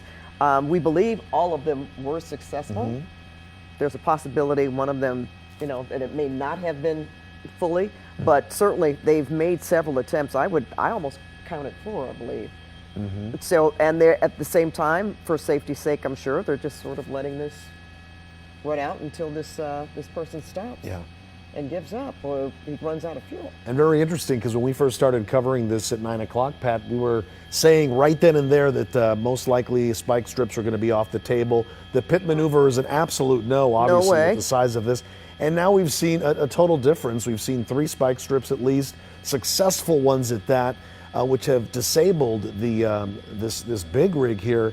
But amazingly, because it stayed on the freeway, it stayed on these long stretches of road, the driver has been able to even stay within the lanes of traffic there as the CHP continues to follow it. I'm just surprised even watching people get on the Yeah, I freeway saw that there. too, yeah. Yeah, but I guess they're letting them do that. I know, Desmond, you had mentioned that you felt that you could see some exits that they had sort of closed off or prevented people from getting on the freeway. Yes, definitely. It looks like they weren't able to maybe get to that one in time. I mean, it's really a big coordinated effort to have a lot of units standing by at all of these on-ramps at just the right time to prevent traffic from getting on the roadway. So there's bound to be a few gaps. Now, a friend of mine just sent me something, asking how many miles can a semi-truck go on a full tank, and at an average about a little over 8 miles a gallon. These things on a full tank can travel, over 1,000 or even 2,000 miles, according to what one of my friends told me. Now, they're saying that this guy had a half a tank left of gas. You can't imagine that this truck could last that long. I'm really just shocked that it's been able to go as long as it has running on this rim. At some point, the rim is going to, melt off or just flicker off a little bit at a time, due to friction. And at that point, it'll be down to the brake calipers or the axle, I think, or one of these rear tires. Amazing to just watch these continue to go. Put the doubler in and see. It might just be a little bit too dark to see these rear tires here, but you can see What's left on the rims there. Yeah, what's left, and all of the sparks that are flying. More and more sparks. Actually, looks like there might still be a little bit of rubber left on a couple of those. There's some rubber just kind of hanging on for dear life on the back of this thing, but just the composure of this driver to continue to keep going like this. The writing is on the wall. What do you think you're going to accomplish? This is going to end one way or another. I guess he just wants to drag this out as far as he can before he goes to jail tonight. Well, I say he, but kind of colloquially, it could be a she, but. Yeah, we couldn't really tell. We saw a little bit when the light was on the inside of the cab for a while. So now at Parkway Calabasas, it's going to come up on Mulholland. One thing's for sure, Des, I don't see how you take an exit. Right. I don't see, Yeah. We think that this person is just going to continue to drive until he can't anymore. And there's a possibility they could even throw another spike strip down. Could they? They've done a great job so far, right? They have. But I'm sure officers Yeah. are thinking too, okay, what's it going to take for this guy to stop? Yeah, that may be in the works down the road. I mean, you see how he's traveling slow enough at this point, and how perfectly CHP was able to telegraph all 3 of those spike strips with no problem at all. All 3 of them hit at least a couple of tires. I think this is only the 3rd or 4th time I've ever even seen CHP using spike strips on the freeway, and they've used 3 now in one pursuit. But that's just kind of the nature of this pursuit when you have a driver that's keeping everything to one lane and is going at such a slow speed. It makes it very easy for CHP to get out there in a pretty safe manner and throw those spike strips out. And yet, despite all of the success, it still drags on here as we're in the West San Fernando Valley, coming out of Calabasas. A lot of sparks there just coming out of those rear tires. So how much longer can they hold on? And drag it on is right, Desmond. We're about an hour and a half plus into this pursuit right now, and we have a very disabled big rig right here continuing to go down the freeway 101 southbound. at Parkway Calabasas, exit 30, as you see there on your screen. Right now, speeds 30 miles an hour for the most part, not veering too much from that, and passing exit after exit. And as you were saying, Pat, not going to take any of them because No, and it'd that be very difficult. Mulholland, that is, that would be a difficult turn for a semi that big. And it's you know, one thing to note that the driver seems to be, we have seen inside a couple of times, seem to be pretty calm behind the wheel. We haven't seen any erratic movements that this person could be agitated in the least, and has certainly kept control And of calm, this yeah, vehicle very calm. for the most part. Now, is that you, Desmond, or Yep. is that? No, I apologize if maybe you heard an alarm that I had No, we're set talking on my about we the saw a night light. sun. The night The sun. night sun, is that from your Oh, truck? no, that's not from us. That's from LA County Sheriff's deputies. They've gotten their helicopter back. That's how long this has gone on, is that they had run out of gas back in Simi Valley, and they went all the way back, filled up their tank, and were able to get back overhead. And that just tells you how long this pursuit has been going on, and how much longer can this pursuit continue. We're talking about getting off the freeway. Well, here comes somebody who has no idea what's going on here. They're going to slow down, and then this person as well, if they saw the lights coming or if they wanted to stop and get video for Twitter.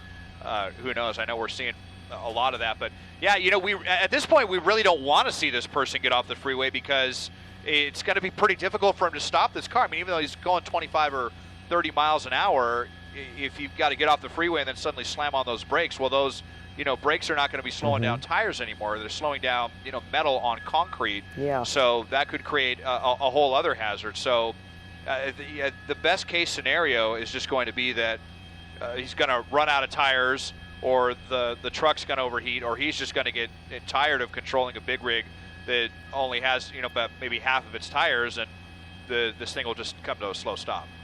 Well, I almost thought he was driving even slower now. The next exit he's going to be coming up, he'll be in the Woodland Hills area if he continues to travel. Yeah, and we know traffic gets a lot Coming up heavier on once you're in that Fallbrook. part of the San Fernando Valley. Coming up on For Fallbrook sure. Avenue. And again, those off-ramps are very narrow, so don't see him making any kind of moves like that. If he's going to do anything, it would have been right there, that Mulholland Drive, Valley Circle, a split. But he didn't. He is continuing on the 101 southbound. And again, soon we'll be entering into the Woodland Hills area. This is a chase that started in Bell. That's right. It was at 5th and Indiana in East LA when we picked it up. Well, look at that over ramp. There's so many cars there. Were they law enforcement vehicles? I think those were part of the Caltrans units that we saw when they were working on the other side of the freeway, is possibly what that was. But we are seeing, definitely, look at that, more traffic on both sides of the freeway. We see some Caltrans workers out there as well. Plus the looky-loos that we've seen on the overpasses trying to capture some of this pursuit on their own phones and just to witness it for themselves. And again, we're talking about coming from the city of Bell, going through East Los Angeles, ending up on the 5 freeway, northbound, then the 118 freeway, then the 23, and now he is on the 101, heading southbound back towards the city of Los Angeles in the Woodland Hills area right now. And this truck is damaged. Not exactly sure, Desmond, how many tires Are left, right? Someone kidding. tweeted me and asked me how many were on the truck. Well, not exactly sure. Maybe at least 10, but right? Are these 16-wheelers? We keep hearing 16-wheelers. Yeah, so, well, let's see if we can add all these up. So, yeah, they got 2 tires in the very front. Then there's 2 sets of rears. That's 2 each. So 2, 4, 6, 8. I think that's 10 tires on the semi itself. And then you've got, I believe, 8 tires in the rear, because those are dual sets as well. So, yeah. But we don't know exactly. 18-wheeler, right? I guess. We don't know exactly how many were damaged.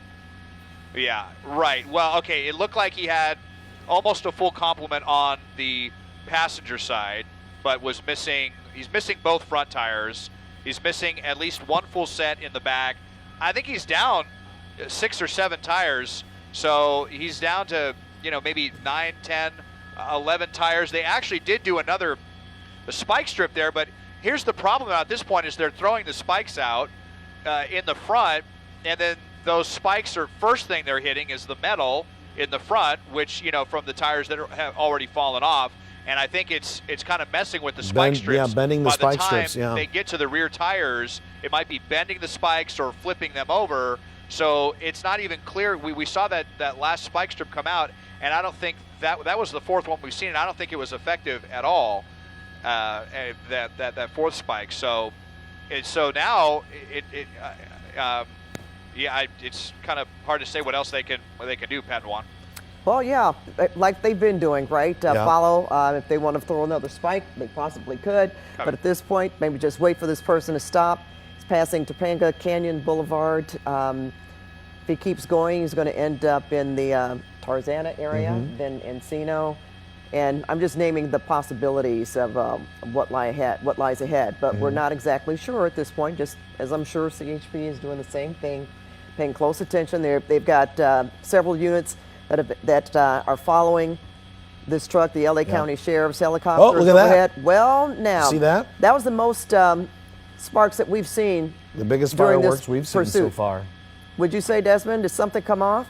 No, I don't think anything came off there. It was just maybe he hit a pothole or something there, one of the rear tires, and there was a good little flurry of sparks coming out of the rear. Well, the CHP has really done a great job at damaging this truck here, this big rig. As we're watching it continue to go down the 101 freeway there, a stolen truck from the Bell area, as we've been reporting, and it's been going on. We're going into more than an hour and a half, Pat, that we've been following this, More right? than an hour, and we have been the only station on this particular pursuit. That's right. We have watched everything unfold here on KCAL 9. And folks, the interesting part of this too is that the victim actually saw his Right. truck being stolen, called CHP, reported it as he was following And this still truck. tailed this truck, And as until we- the CHP showed up. Yeah. We're not exactly sure. Okay, he's at DeSoto Avenue now. We're not exactly sure what happened to the victim. I was curious about that. Was he still following this truck? Did he know this person? We don't know that for sure. Was this another employee that worked at Bell? So a lot of those questions have yet to be answered, but this has been a very unusual sight, and then certainly, I guess, a class on just how far these semi-big rigs can travel. And we understood that this big rig here had a half tank. Yeah. That's right. Right? Well, one thing I know for sure, Pat, is that we're going to stay on top of this till the very end. If viewers have been with us all this time, we want to definitely let them know that we're going to show them how it all ends, right? That's right. And right now, we're going to turn it over to Susie Suh and Jeff Vaughn over at KCAL 9 News at 10 o'clock to pick up our coverage. News at 10 o'clock. This is breaking news of a pursuit of a big rig driver wanted for stealing a semi out of the city of Bell, out of the IFS food service yard near 5th and Indiana. Susie, CHP used spike strips at the 118 near Moore Park, and that has resulted in this big rig losing several tires. That's right. The victim is the one who actually called 911 earlier near the East LA interchange. It had just happened just after the 8 o'clock hour, just before, I should say, the 8 o'clock hour. As Jeff was just talking about, the truck went over some spike strips and the rear tire was blown out. Several tires have actually fallen off. We're going to show you the highlight of that here, as you see on the right side of your screen. But we are now in the city of, I believe it was Woodland Hills when we were earlier. Looks like we're back on the 118. That was the 118 earlier on the right-hand side, and now we're in Woodland Hills. As I mentioned, this started in East LA, but this truck has been driving all over this place. I mean, all over the place tonight. We know that we picked it up in the Pacoima area, just off the 5 freeway north, and then it went on to the 118, as we just showed you on the right side of your screen. But this has been going on for almost 2 hours now, Right. Jeff, and finally we're seeing signs of it actually slowing down. Yeah, because it's got not a whole lot of rubber left to drive on. It did go and started in Bell, has gone through Burbank, Pacoima, Simi Valley, Thousand Oaks, Calabasas, now Woodland Hills. This is on the 101 southbound. I'm pretty surprised it was able to make it up the grade. Southbound 101 at Las Virgenes between that and Parkway Calabasas, but it did, going about the speed that you see it right now. Up in Sky 9 is Desmond Shaw, who has been with us from the very beginning of this pursuit. And we understand that the trailer is empty. We don't know exactly the circumstances as to why this big rig was stolen. But Des, it just keeps on, as you mentioned earlier, trucking and going. And just like the little engine that could, it just keeps on going and going and going. Yep, like the Energizer Bunny, like any whatever analogy you want to use. You're right, Jeff. It's really incredible. I think we've covered probably about 100 miles worth of roadway now at very slow speed, struggling to keep 25 miles an hour. He has no front tires. So 8 of the 18 wheels on this vehicle, we think that he's lost a third of the rubber. He's down to about 12 tires. He's missing the 2 very front tires. I believe both sets of these dualies on the driver's side are also gone. And last we saw, the rest of the rear tires were all intact here. But the conundrum now for CHP, now that they've blown out the 2 front tires, when they tried the 4th spike strip, an unprecedented 4th spike strip on a freeway, I've never even seen more than one in all my years covering the pursuits. But the problem is that the spikes were actually, the first thing they were hitting were those metal rims at about 30 miles an hour. So that was either bending the spikes or kind of knocking them out of place, jiggling them all over so that they were not able to flatten any of the additional tires. So it's unclear. I don't know that even attempting any more spike strips is going to help to stop this vehicle once and for all.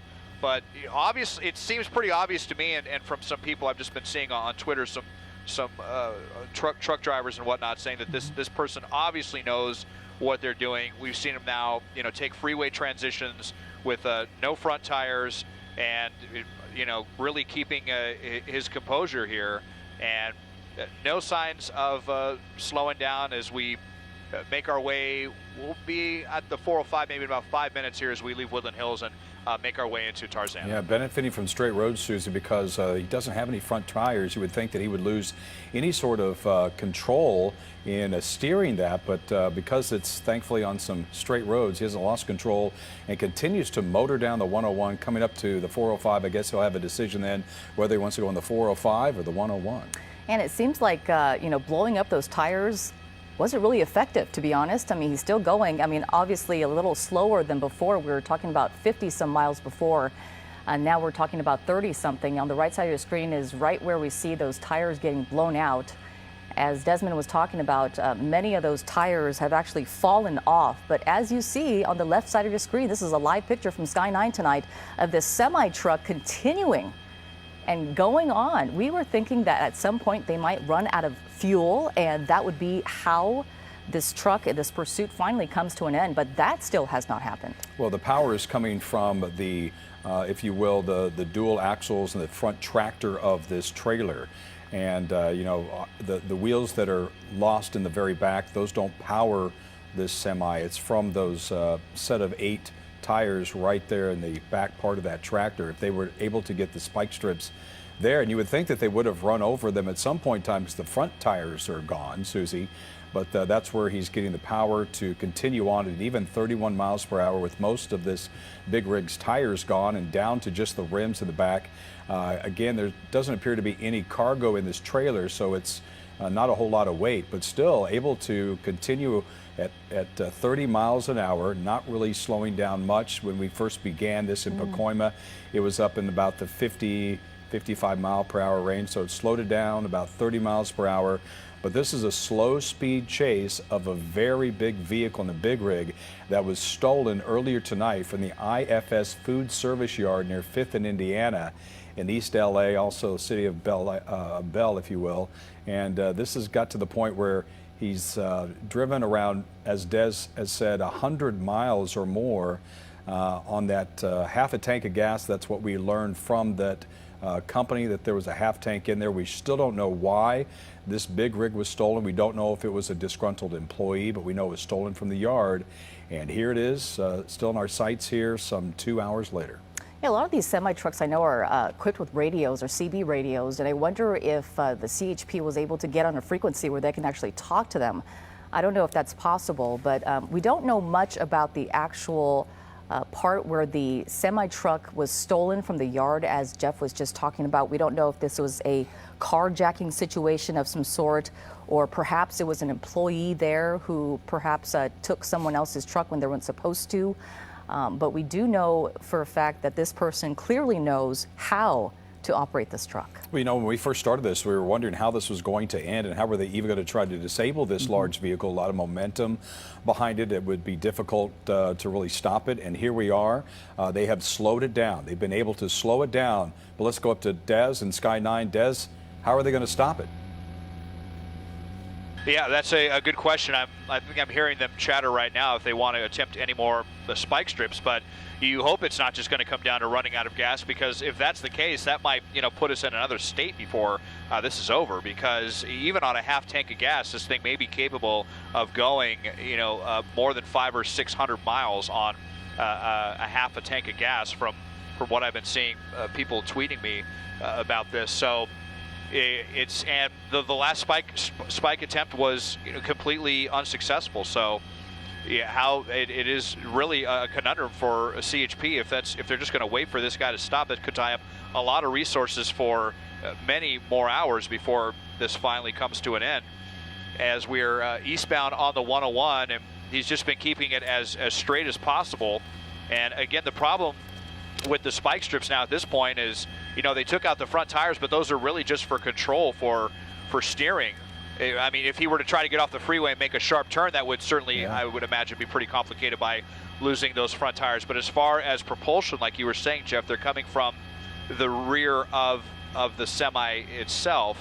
And so all 8 of those tires are still intact, and that's how you continue to go on, even though these tires right here look like, you know, they could fall off at any moment. You know, we're only going about 25 miles an hour, so even though it looks like there's almost no rubber left on those rear tires, if any, we're at such slow speeds that this could still go on for a while longer. Yeah, this is a tractor trailer, so the front being the tractor, and if he lost the trailer, he could still continue on because the power is to those 8 tires in the back of that tractor. And Susie, you hate to think about something like that, but it is empty, and those rims on the back are just on the light load. Yeah. So I'm not convinced that this is going to end anytime soon, because he just keeps going. And unless they were able to deflate those tires in the back part of that tractor, this may go for quite a bit longer. Yeah.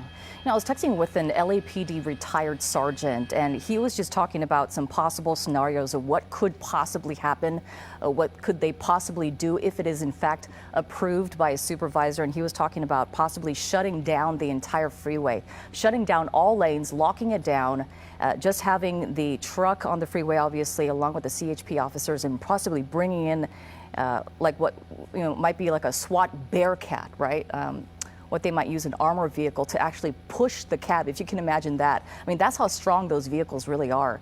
They could actually do something like that, but of course that would be upon the approval of a supervisor. Yeah, they'd have to get in front of it and then try to slow it down, and then if you decided not to, I don't know, would it be kind of a tug of war sort of a thing, one pushing the other? But that would be pretty drastic, I would think. Yeah. And you would have to completely, as you mentioned, Susie, clear the highway, because that would be a safety issue for anybody who was out there. And we certainly have seen a lot of people on the overpasses, those looky-loos that continue to follow this and watch this. And you would have a lot of manpower then at that point in time to shut this highway down completely. And to get one of those Bearcats, I would assume that that might be one of the last straws that they could use in the quiver, if you will, to maybe slow this down. I don't think they're quite there yet, but boy, it just continues to drive here, this big rig. And we know that the driver obviously is very capable. We assume that this is somebody who is adept at driving. We saw that they had one of those fluorescent vests on, like a lot of truck drivers do. Whether or not that's the case, but we know that he's wearing that. And obviously, we've been following this long enough, Susie. We haven't seen any aggressive, crazy behavior from the driver, like he doesn't know what he's doing. He's kept it under control despite The spike strips, I understand 3 at least, could get that confirmed with Des, but I lost the rear set of tires, I lost the left front tire first, and just down to rims, and still keeping it under control. Yeah. Let's go back up to Desmond Shaw live in Sky 9 for an update. Desmond. Yeah, Susie and Jeff, I think it's 4 spike strips that we've seen now at this point, but that last one was completely ineffective because the first thing it hit were those missing tires in the front, and I think that damaged the spike strip itself before it could make it back to the rear tires of the actual tractor itself and flatten any of those. So don't anticipate any more spike strips. Interesting what you were saying, Jeff, about a Bearcat and using that to shut this down. That's a really interesting idea. I don't think we're going to see that.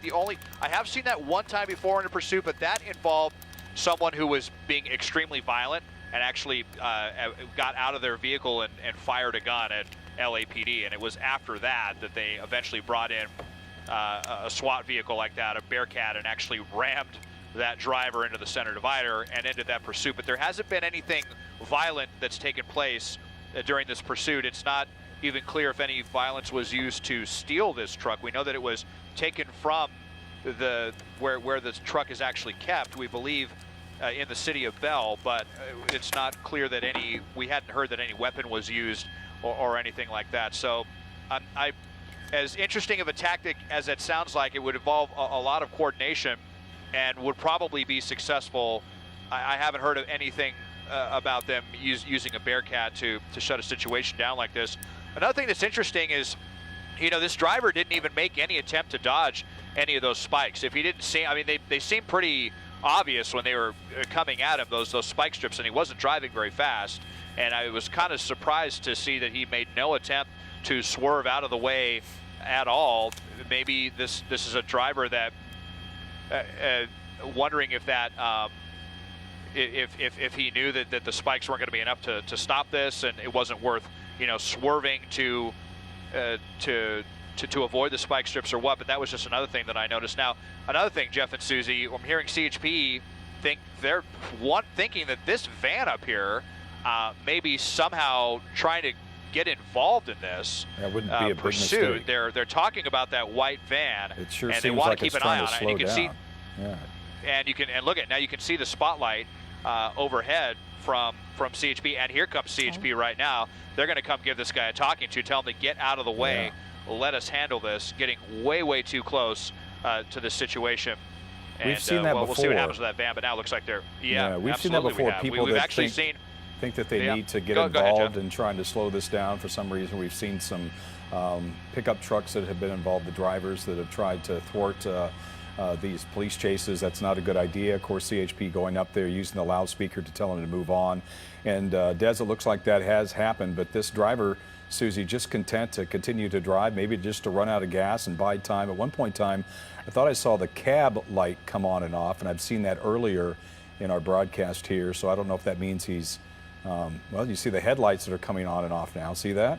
So I don't know what the driver is doing behind the wheel now. I think one of the things that we have to really consider is what's inside this truck, right? I think officials are really taking caution for that reason, I think, because obviously if there's something in this truck that could possibly harm the public, if they make contact with it, they don't know what's inside this truck right now.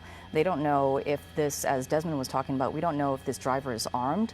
We don't know how this person actually stole the truck. So, a lot of unanswered questions tonight as to why this person stole this truck and what's inside this vehicle. And is that the reason why this person stole this truck? Because they knew what was inside. Yeah, just because it says IFS Food Service on the side, it might not be full of strawberries. It might be full of something else. And it could be hazardous material or something like that. We don't know. We haven't had that confirmed. We do believe that the trailer is empty. But Susie's making a point here that we really don't know, and police officers have to take that into account. As it appears, he's on the right-hand lanes here, driving a little slower. We know that he's picking up now in Encino, has the opportunity to go off of the 101 to the 405 if he chooses to do that. Where is he now, Des?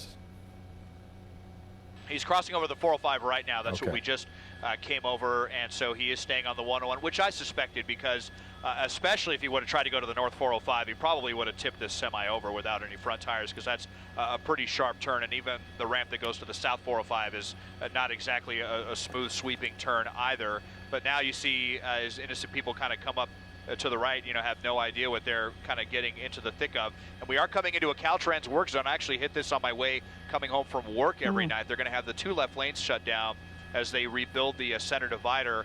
As I look ahead, though, still traffic is extremely light. I don't see any red lights ahead, despite the fact that we're losing the 2 left lanes of traffic. It doesn't look like it's going to be enough to slow him down. Freeway still moving along here, despite the construction going on. I just want to say one thing about when we saw that car, the white van, pull really close to that to the actual truck, and we thought, maybe it was trying to get involved in this pursuit somehow. I was just thinking how dangerous that is for the officer to have to even do something like that, because they're always going to assume that people are armed no matter what. They just have to do that for their own safety. So it actually forced that CHP officer to put himself in the line of fire. So these are things that obviously we don't really think about as drivers or whatnot, but that's really dangerous. Yeah, the driver has higher ground over these police officers because he's in this big rig up above them. That they got to think that, but at that point in time, they are putting their lives in danger to try to tell that person in front whatever they were trying to do to go. And here we go again with the front lights flashing on and off. You wonder if maybe this truck is having some struggle, and this is some electronic issues, because maybe you would think that just the momentum of this is slowed down to 30 miles an hour. It's pulling with the tires off. It's got to be really taxing on this engine. Maybe it's starting to overheat. Maybe some of the electrical issues are happening because this thing is starting to lose power. I don't know. I'm just kind of guessing here, but that's got to be a pretty big weight on that engine to drag this trailer and those rims with no tires on it. The rolling resistance has got to be a lot higher. It's got to be pretty taxing on this engine. And I just wondered if maybe that might be an opportunity for this driver to shut it down. Hopefully, you would think at some point in time that'd be the smartest thing to do, of course. Desmond, have you seen the same number of CHP units behind this truck the entire time? There's been primarily 4 or 5 units hanging back at various distances, and then you've been seeing some other units stationed along the right-hand shoulder in various areas as well. Perhaps if this driver were to pull over and get out and run, they want to have officers posted wherever. I'll just widen out and show you at the moment here. Looks like there's just 3 immediately, but I think there's another unit back there that's kind of going back and forth in lanes, essentially running an extended traffic break. And traffic is actually beginning to back up behind this guy right now, because he's going so slow and because CHP is not allowing anyone to pass him. He's essentially creating his own traffic jam behind him. Wide open roads in front of him, but he's basically leaving a wake of red lights as he travels forward and eastbound. And he'll be getting towards the 134, and then that's kind of an interesting one, because the 134 is on the left side of the roadway. That's the one that goes straight. If he wants to make a turn to the 101, he's going to stay on the right side. We'll see just how well this driver knows the area. That will be a bit of a turn if he's going to take the 101 freeway. But construction should be ending, I believe, right up around Coldwater or Laurel Canyon.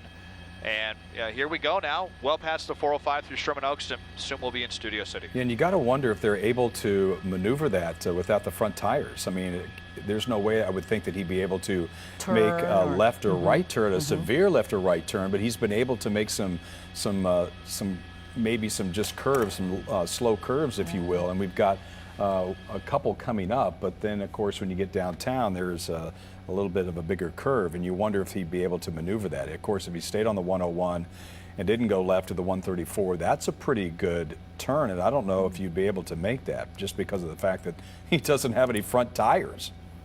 Yeah, well, I don't know. This is an incredible picture that we're looking at tonight here on KCAL 9 News at 10. If you're just joining us, we want to welcome our viewers to this breaking news. A CHP pursuit of a stolen big rig that started in the East LA area and has been going on for the good part of more than 2 hours now. And it has been a slow pursuit. The fastest that we've seen this truck driver drive is about 57 miles per hour, I believe. That was the highest speed that we've seen. But like I said, it has been going on for a very long time. We picked it up in the Burbank area on the 5 freeway going northbound. It went into Pacoima, then the 118 freeway. And as I mentioned earlier, the victim of this stolen truck was the one who called 911 around the 8 o'clock hour saying, my truck has been stolen. Now, we don't know the details of how that all went down, whether this was a carjacking, that they were forced out of this truck. Perhaps they were taking a nap inside the truck in the cab and someone just broke into it. But as I mentioned, we do know that this person, whoever this person is inside this truck, driving this truck right now, knows how to operate a big rig. And that leads us to believe or possibly speculate that this person could possibly be an employee of this IFS Food Services, which stands for Individual Food Service. It's supposed to be Southern California's premier distributor, that's what they call themselves, of food, paper, plastic as well. So we don't know what's inside this truck. That is on the right side of your screen, the van that was possibly a part of this pursuit for just a minute there. They were really close to that truck, slowing down just in front of it. We don't know if they're trying to help out CHP, but we know that the CHP said, no, no, no, right there. You see them pull up and probably giving them the directions over the loudspeaker saying, you know what, you need to get out of here. We are in the middle of a pursuit. And so you see them speed up and move after that. Yeah, officers deployed a spike strip on the 118 in the Simi Valley area. A short time later, one of the tires, the front left tire, which you see there, blew out and just was going across the highway on its own. Things slowed down as the driver then made their way into the Thousand Oaks area. Then some of the back tires blew out. That was on the 101. This big rig ran over at least, we're told, 4 spike strips from Simi Valley to the Thousand Oaks area, another one in Agora Hills. As we're taking a live look here, it continues in Sherman Oaks on the 101. And Desmond Shaw is live overhead in Sky 9. And Des, we continue to just see this thing moving about 25, 30 miles an hour. No signs of stopping, but I did see the headlights flicker on and off. It doesn't appear that I guess the hazards in the trailer are still working, but something appears to be going on electronically with the vehicle. I wonder if maybe it's strained under all of the stress, lack of rolling resistance, and lack of tires. Maybe this will come down to an end if it just has a mechanical problem, maybe. Des? Yeah, Jeff and Susie, sorry, I was just coordinating with my pilot here because we've actually got to think about, fuel as well. And depending on how much longer this continues, he's going to be making his way now towards the 134 and the 101. But at some point, you think this driver would just get tired of this. I mean, it's got to be kind of difficult to control, and it's going to end the same way no matter what is happening here. So if this is just somebody in a really troubled state of mind or what, if they're just kind of zoning out or having a mental breakdown. But we're going to be making a decision here between the 101 and the 134 for this driver as he's almost out of this construction zone. Yeah, this all started about 8:14 tonight, live during KCAL 9 News at 8 o'clock. Of course, here it is. More than 2 hours later, we continue to follow this pursuit of a big rig driver wanted for stealing a semi out of a IFS Food Service yard near 5th and Indiana in East LA in the city of Bell. They did use spike strip CHP on the 118 near Bourne Park, where he's lost several tires during this pursuit. And Susan, we continue to keep this in the center part of your screen, as this is like many pursuits, you just don't know how it's going to end. Yeah, and you don't know why this person stole this truck. As Desmond was just talking about, is this person having a mental breakdown? Are they a disgruntled employee of this IFS Food Services company, perhaps, where this truck was stolen from? But we do know this person definitely knows how to drive a truck, a semi-truck, and that requires training. So we're wondering if possibly it could be an employee. Yeah, the owner had said that trailer is empty. The tractor is still with the rubber on the back 8 tires of that tractor appear to be intact, and that's what's giving power to the road and why it's still able to drive after more than 2 hours, and after those spike strips have shredded off the 2 front tires and the 2 sets of tires in the rear axles. but it still continues to drive about the same speed, 25 to 35 miles an hour. This is on the 101 now, Valley Village area. Coming up, this is not too far from our KCAL studios here, actually, on the 101 and the Laurel Canyon exit. And, you know, it's interesting how this driver has been able to hit these straight roads to the point where he doesn't have to necessarily maneuver and drive left or right, because I think that'd be very hard to do with no rubber on the front tires and just having rims. It's true, and it looks like he's staying on the 101 freeway, if I'm not mistaken, so far, Desmond?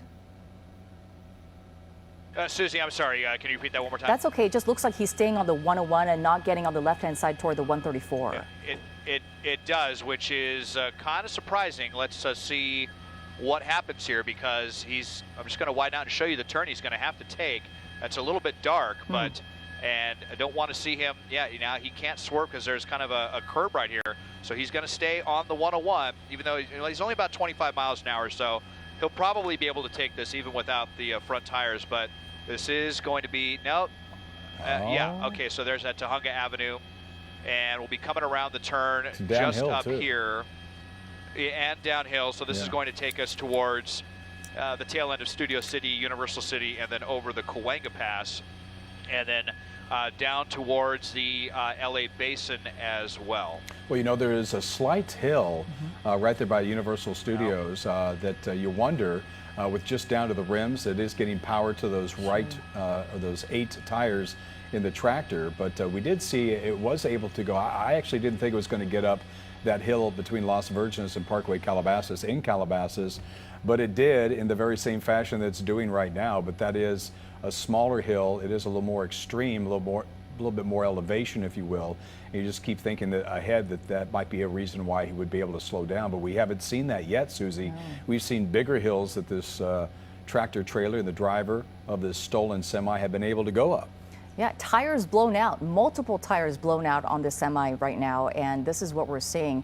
They have certainly slowed down a bit, but not that much, I would say, for someone who has no more tire. I mean, on some of these wheels here. Right. And on the right side of your screen is shots from earlier this evening, I believe, what we're looking at. And on the left side is the live picture. But as we've been talking about, we have been watching this happen. On the right side of the screen is when the tires are actually blown out by the spike strips that we're talking about. But on the left side of your screen is a live picture. And when we talk about, 2.5 hours of driving, and we know that at some point this person is going to run out of fuel. It hasn't happened yet.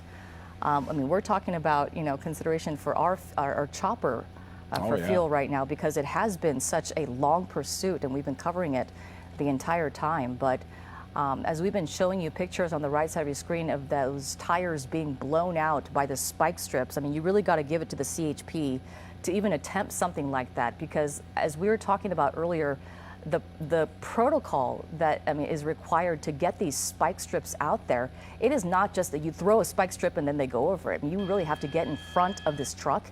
You have to get in front of it enough, and you have to have enough time to put it out there. You got to throw it out there. You got to hide so that they don't see you, and make sure you're out of harm's way. There's a lot going on when you put down a spike strip, especially on a freeway that's not shut down. Yeah, and that driver didn't seem to attempt to try to get around the spike strips or anything like that. As you see some of the sparks flying from those rims in the back of the semi-trailer. And you got to think, when this first started, you and I, Susie, when we first went on the air with it here at KCAL 9 News at 8 o'clock, that this was going to be a long pursuit, because that's what these trucks are made for. These are long-haul truck drivers, these 2 tanks on either side. We're talking about thousands of miles with both full tanks. Sure. Cross-country trips. Yeah, we understand that this is about half full, but that still is a significant amount of mileage. We know we've gone probably 70 to 80 miles, maybe even more here. So we take a live pictures. A number of people are on the overpasses watching what's going on here as we continue southbound on the 101. This is going to be at the Universal North Hollywood area of the 101.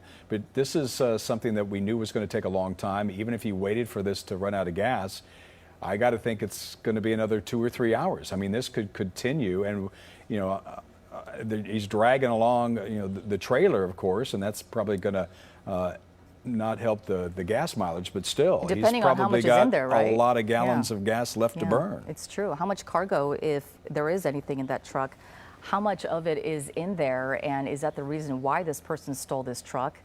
So many questions remain tonight, but we do know that at some point someone got a good look at this person, and they are wearing an orange reflective vest, similar to the ones that you might see construction workers wearing. So we wonder if that has something to do with it. Maybe he is also, again, a semi-truck driver, as we know that he knows how to drive one, certainly. So maybe he is a semi-truck driver, and maybe, you know, he stole this for some reasons that we don't know in terms of, you know, his employment there at the company.